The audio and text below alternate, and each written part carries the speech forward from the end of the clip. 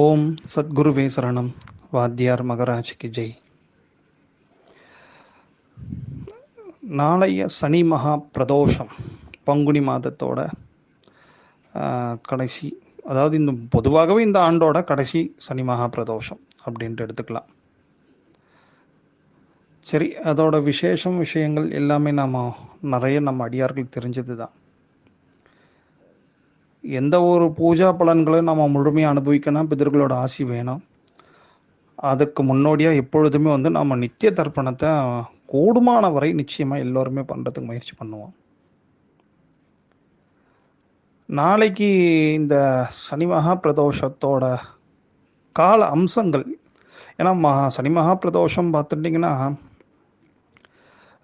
நந்தியம்பெருமான் சொல்லிகிட்டே இருக்கிறச்சே அகத்திய பெருமானை எழுதிண்டு அது இருக்கிறாரா, இன்னமும் அது நீண்டுண்டே இருக்குது அப்படின்ட்டு தான் வாத்தியார் சொல்றார்.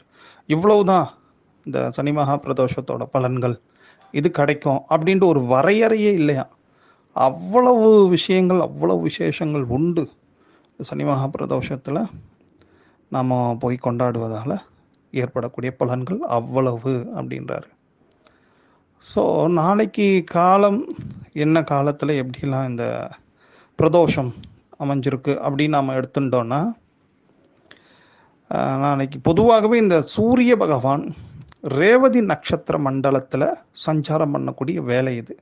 வாத்தியார் ஒவ்வொரு பிரதோஷத்தோடையும் அந்த என்ன சொல்றதுன்னா, அந்த கிழமைகள், நட்சத்திரங்கள், இப்படி பல வெரைட்டியாக நமக்கு பிரித்து கொடுத்துருக்காரு. அதில் ஈவன் நட்சத்திர சஞ்சாரத்தையும் பிரித்து கொடுத்துருக்காரு பாருங்களேன். அதன்படி நாளைக்கு நீங்கள் இந்த ரேவதி நட்சத்திர மண்டலத்தில் சூரிய பகவான் சஞ்சாரம் பண்ணும் வேலையில் இந்த மாதிரி பிரதோஷம் வரும்பொழுது இந்த பானலிங்கங்கள் எங்கே விசேஷமாக இருக்குது அப்படி பார்த்துட்டு அந்த கோயில்களில் போய் நாம் பிரதோஷம் அட்டன் பண்ணுறது. பொதுவாகவே மூலஸ்தானத்தில் பானலிங்கம் மட்டும் இருக்கிறது அபூர்வம் தான். பட் ஆனால் அந்த கோயில்களில் நிச்சயமாக பானலிங்கம் இருக்கும், எங்கேனும் ஒரு மூளையிலையாவது ஒரு பானலிங்கம் இருக்கும். அந்த மாதிரி பானலிங்கம் இருக்கக்கூடிய கோயில்களில் போய் நாளைக்கு பிரதோஷம் அட்டன் பண்ணுறது உத்தமம். அது மட்டும் இல்லாமல் சதுர ஆவுடை அப்படி லிங்கம் இருக்கணும் பாருங்க. பொதுவாகவே லிங்கம்னா வட்ட வடிவில் தான் ஆவுடை இருக்கும். லிங்கம்னா பானம், பானத்துக்கு கீழே வட்டமாக ஒரு ஆவுடை இருக்கும் இல்லையா.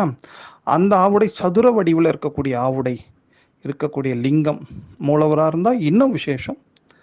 அந்த கோயில்கள்லையும் நாளைக்கு போயிட்டு நாம் இந்த மாதிரி பிரதோஷத்தை அட்டன் பண்ணுறது கூடுதல் சிறப்பு அப்படின்றார். ஏன்னா அந்த ரேவதி நட்சத்திர மண்டலம் சதுர வடிவானதான். ஸோ அதனால் இப்படி சொல்கிறார் வாத்தியார். அது மட்டும் இல்லை, பானலிங்கத்துக்கும் அவ்வளோ ஒரு விசேஷம் நாளைக்கு உண்டு இந்த மாதிரி சொல்கிறாங்க. ஸோ அதை பார்த்துங்க. கூடுதலாக நாளைக்கு பார்த்துட்டிங்கன்னா இந்த வாருணி மகரிஷி அப்படின்ட்டு ஒரு விசேஷமான பெண் மகரிஷினி. அவங்க இந்த பங்குனி மாதம் வரக்கூடிய தேய்பிறை பிரதோஷம், அதை தொடர்ந்து வரக்கூடிய மாத சிவராத்திரி அவங்கள நம்ம நினச்சிக்கணும். எவ்ரி பங்குனி மாதம் வரக்கூடிய தேய்பிறை பிரதோஷத்துக்கு இந்த தேவியரை மனசில் நினச்சிட்டு, வாருணி தேவியை மனசில் நினச்சி அவங்களுக்கு ஒரு வணக்கம் நமஸ்காரம் பண்ணிட்டு நாளைக்கு பிரதோஷம் அட்டன் பண்ணுறது உத்தமம். கூடுதலாக சதாதபசித்தர், காலத்தீஸ்வரர் சதாதபசித்தர், அவரையும் மனசில் நினச்சிட்டு நாளைக்கு நம்ம பிரதோஷம் வேலையில் அட்டன் பண்ணுறது ரொம்ப ஒரு விசேஷமான பலன்களை நல்கும். ஸோ அதனால் நாளைக்கு இப்படி சனி மகா பிரதோஷத்தை பயன்படுத்திங்க. வழக்கம் போல் பார்த்துட்டிங்கன்னா தான தர்மங்கள் நம்ம எல்லாருக்கும் தெரிஞ்ச விஷயங்கள் தான். இந்த பங்குனி மாதத்துக்குரிய தேங்காய் சாதம், தக்காளி சாதம், கூடுதலாக சனிக்கொடை அப்படின்ட்டு ஒரு விசேஷமும் ஒன்று உண்டு. வாத்தியார் சொல்கிறார் இந்த சனி மகா பிரதோஷத்தில். அதாவது சனிக்கொடை மீன்ஸ் என்ன சொல்கிறாருன்னா, இப்போ வர வெய்ய காலம் கடுமையாக இருக்கு இல்லையா, இந்த ஏழ்மையாக இருக்கிறவங்களுக்கு கொடை, செப்பல், விசிறி போன்றவைகளெல்லாம் நம்ம தானம் பண்ணணும் அப்படின்றார். இதெல்லாம் ஒரு சனிக்கொடை. கூடுதலாக பார்த்தாச்சுன்னா ஒரு நிறைய பெரிய கூடையில் முடிஞ்ச அளவுக்கு ஒரு வீட்டுக்கு தேவையான மளிகை சாமான்கள் எல்லாம் தலையில் சுமந்தோ இல்லை எப்படின்னு எடுத்துகிட்டு போய் ஒரு ஏழ்மையாக இருக்கக்கூடிய ஒரு குடும்பத்துக்கு கொடுக்கறதும் சனீஸ்வரர் ரொம்ப பிரீத்தியாக வர்றார். அதனால் நடக்கக்கூடிய நன்மைகள் பார்த்தாச்சுன்னா இந்த சனீஸ்வரர் தசாபுத்தியில் இருக்கிறவங்க, அந்தரம் அப்படிலாம் இருக்கிறவங்களுக்கெல்லாம் நிச்சயமாக நன்மை நடக்கும் அப்படின்றதையும் வாத்தியார் நம்ம குறிப்பிட்டு கொடுக்குறார். அது மட்டும் இல்லாமல் இந்த தீர்த்த தானம், நிறைய நீர் தானத்தையும் பண்ண சொல்கிறாரு. குறிப்பாக அந்த கோடை காலத்தில் நிறைய இந்த மாரி அம்மன் அப்படிலாம் இருக்காங்க இல்லையா, அதுலேயும் குறிப்பாக அந்தந்த ஊர்களோட எல்லை அம்மன்ட்டு ஒருத்தவங்க நிச்சயமாக இருப்பாங்க. அவங்கள தேடி கண்டுபிடிச்சி இந்த மாதிரி கோடை காலத்துலலாம் நிறைய இளநியை வாங்கி கொடுத்து அபிஷேகத்துக்கு கொடுக்கணும். அவங்க குளிர்ந்தாதான் அந்த ஊரில் எந்த விதமான நோயும் வராமல் இருக்கும் நிச்சயமாக. ஸோ அதுக்கெல்லாம் முயற்சி பண்ணலாம். நீர் தானம் வைஸ் நம்ம என்னெல்லாம் பண்ணலாம் பார்த்தாச்சுன்னா, அந்த பானக தானம் பண்ணலாம், கரும்பு ஜூஸ் தானம் பண்ணலாம். எதுவுமே முடியலன்னா நீர், நல்ல சுத்தமான நீரை வந்து ஒரு குடத்துல சுமந்துட்டு போயோ இல்லைன்னா ஒரு சுத்தமான ஒரு பாட்டில் இதுலையோ அடைச்சி எல்லாருக்கும் கொடுக்கலாம்.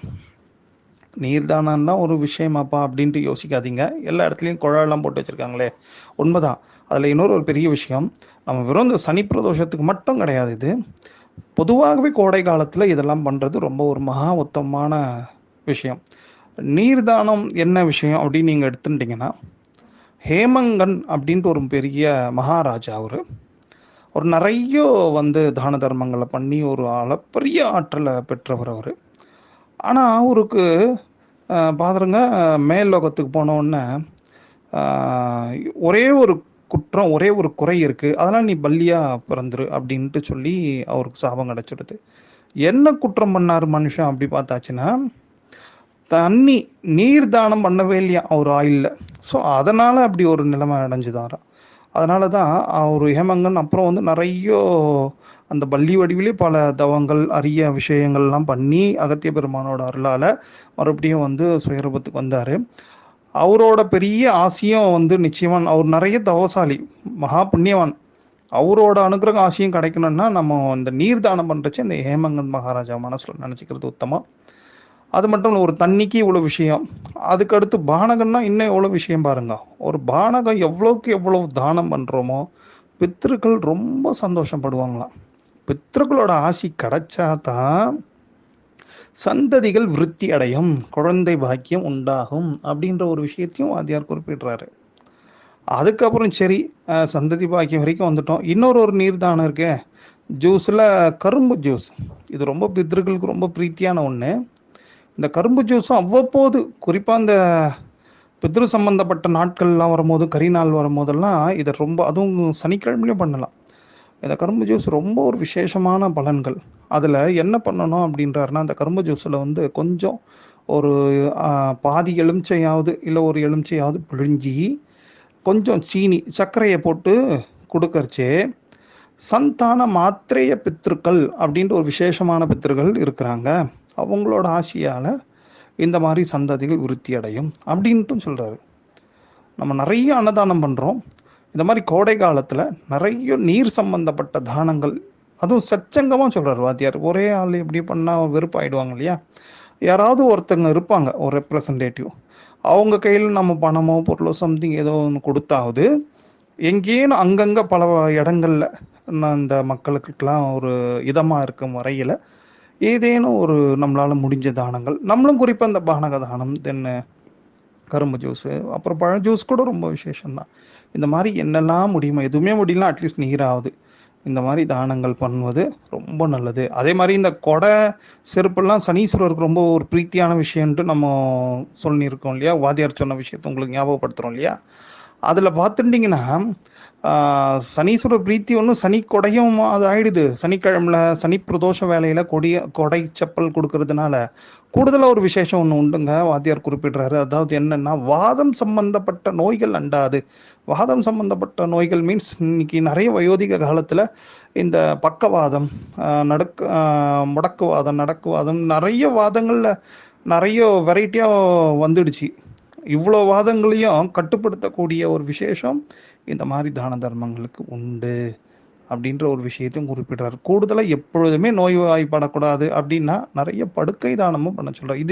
இந்த விஷயங்கள் எல்லாமே நம்ம அகஸ்தியன் சின்ன புக்கு ஒரு தசமி மகிமையில் இருக்கும் பாருங்க, ரொம்ப விசேஷமாக இருக்கும். நாளே பிரதோஷம் நீங்கள் பார்த்துட்டீங்கன்னா, கூடுதலாக சனி மகா பிரதோஷம், சூரிய பகவான் ரேவதி நட்சத்திர மண்டல சஞ்சாரம், இன்னொரு விசேஷமும் உண்டு.